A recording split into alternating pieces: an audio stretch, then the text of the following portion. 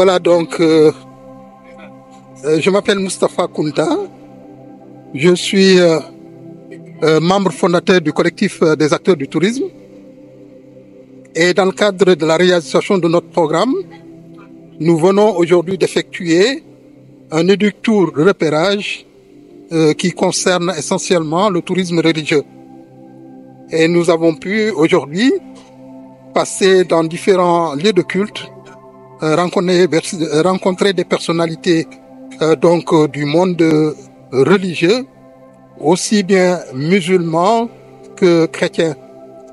Et nous avons bouclé une très belle journée avec des rencontres extrêmement enrichissantes et des visites extrêmement enrichissantes. Et nous pouvons dire aujourd'hui que nous avons passé une excellente journée. Et on peut également dire que nous sommes vraiment là en train de structurer ce qui se dit beaucoup actuellement, qui est le tourisme religieux. Et CATS a actuellement peut-être un pas en avant parce qu'en fait nous avons commencé réellement sur le terrain à rencontrer des gens et partout où nous sommes passés, nous avons été bien accueillis. Et les gens ont véritablement bien accueilli l'idée de pouvoir organiser le tourisme religieux et sont tout à fait d'accord pour que leur site soit visité. Et ils pensent qu'effectivement que c'est une excellente chose qu'on a dû faire depuis très longtemps d'ailleurs. Et pour cela donc on les remercie véritablement, que ce soit au niveau de la cathédrale où nous avons rencontré des responsabilités au plus haut niveau. À l'époque des prophètes, au temps des Juifs, pour faire des sacrifices, des taureaux et tout, pour pouvoir faire des sacrifices pour le bon Dieu, on venait sur l'autel dans les montagnes, au temps de Moïse, au temps de tous les prophètes. Donc c'est ça représente les montagnes, l'autel, c'est ce qu'on dit l'autel. Voilà.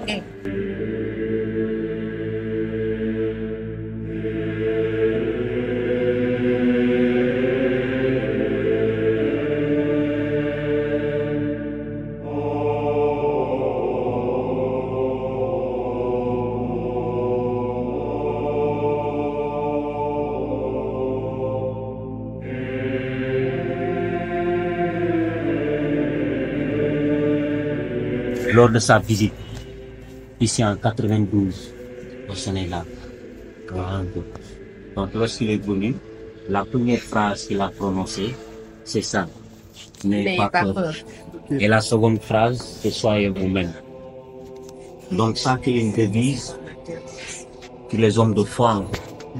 Et raison pour laquelle, quand on dit la religion va avec la culture, ça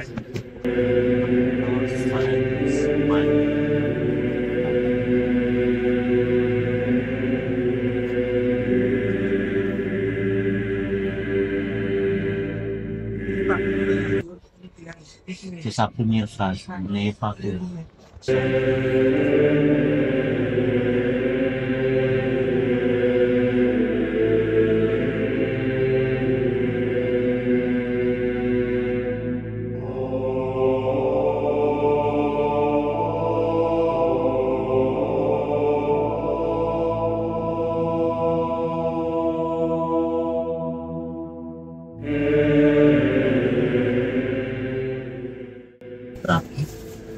Donc, cette cathédrale a été bâtie par les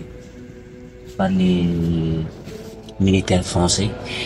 Donc à l'époque, là que vous voyez à l'entrée, c'était marqué la cathédrale du souvenir africain, en mémorial de nos ancêtres qui ont combattu pour la Seconde Guerre mondiale et la Première et la Seconde Guerre mondiale en fait. Leur mémorial, c'est ça qui a été dédié pour eux. Mais après, on a rebaptisé ça, on a donné le nom de Notre-Dame de Victoire, la Sainte Patronne. Comme toutes les autres cathédrales en fait, ils ont une patronne. Donc la cathédrale on l'a confié ce nom-là en fait.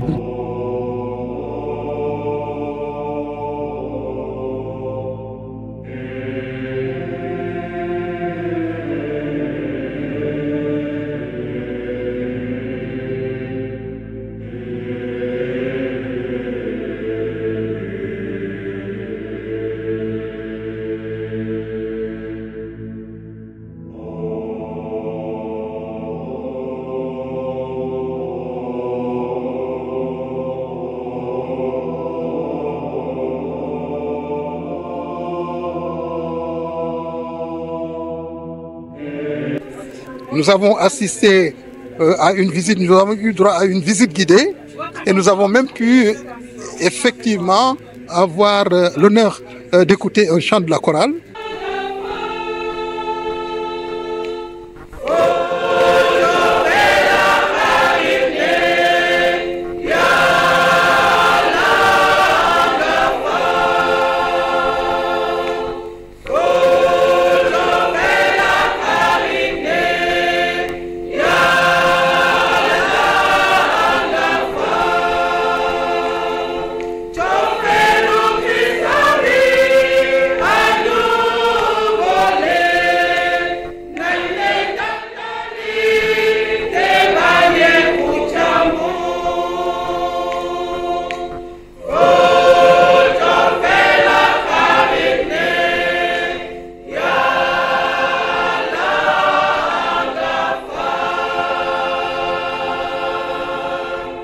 Alors, nous avons la visite des acteurs du pèlerinage. Ils ont initié un pèlerinage. C'est la première fois qu'ils ont voulu commencer par la cathédrale.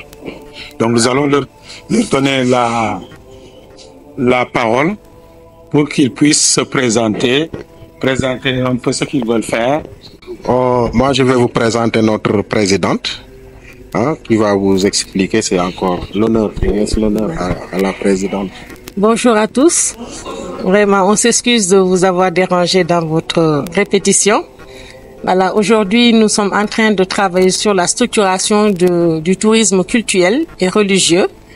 Et on a prévu donc d'organiser cette journée durant ce mois de carême et le mois de Ramadan. Et c'est la première fois qu'on organise ça. Et on a commencé par la cathédrale. Et après, on va essayer d'aller dans d'autres mosquées jusqu'à vers Ngor, à la grotte d'Ngor, et terminer par une coupure à côté d'Ngor. Donc on est très très honorés d'être là et vraiment on vous remercie pour votre disponibilité et votre simplicité parce que vous auriez pu sans rendez-vous nous dire non, vous ne venez pas, vous n'étiez pas prévu, mais vraiment c'est ça le bon vivre ensemble que nous saluons. Et c'est avec beaucoup de joie qu'on est là. Et on vous remercie tous. Merci. Jérôme? Oui. Voilà. Bon, c'est juste... moi, je suis des vôtres. Et quand on a entendu l'évangile d'aujourd'hui, ça nous donne tous l'envie d'espérer. Et c'est pourquoi ce collectif qui est là devant vous veut aussi espérer et vous demande tous de leur faire des prières pour que notre activité qui est le voyage, que le Sénégal aussi, parce que ça, en tout cas, nous sommes dans le pays, que ce pays soit stable et que nos activités puissent prospérer. Pour que aussi les étrangers qui viendront chez nous puissent bénéficier de ce que nous avons bénéficié aujourd'hui, c'est-à-dire de l'hospitalité et en tout cas ce que nous vivons là avec plusieurs confessions ensemble aujourd'hui est quelque chose d'extrêmement fort et c'est cela le Sénégal. Il faudrait que nous tous, peut-être, nous continuions à prier pour que cela se pérennise. Parce que, je dirais même, c'est une grâce de Dieu. Ça ne se rencontre pas partout. Merci. Alors, merci à vous tous. Si on ne vous avait pas accueilli, le Seigneur allait nous dire qu'on n'a pas vécu l'évangile qu'il nous a transmis. Parce que notre Seigneur Jésus-Christ nous dit qu'il est amour et qu'il faudrait aussi que cet amour-là, qu'on puisse le transmettre aux autres. Donc c'est avec une grande joie qu'on vous accueille ici à la cathédrale Notre-Dame des Victoires. Bon, c'est un peu dommage, le curé aurait pu être là pour vous accueillir, mais je pense qu'il est actuellement en Gazobine. Moi, je suis le secrétaire général du conseil pastoral paroissial.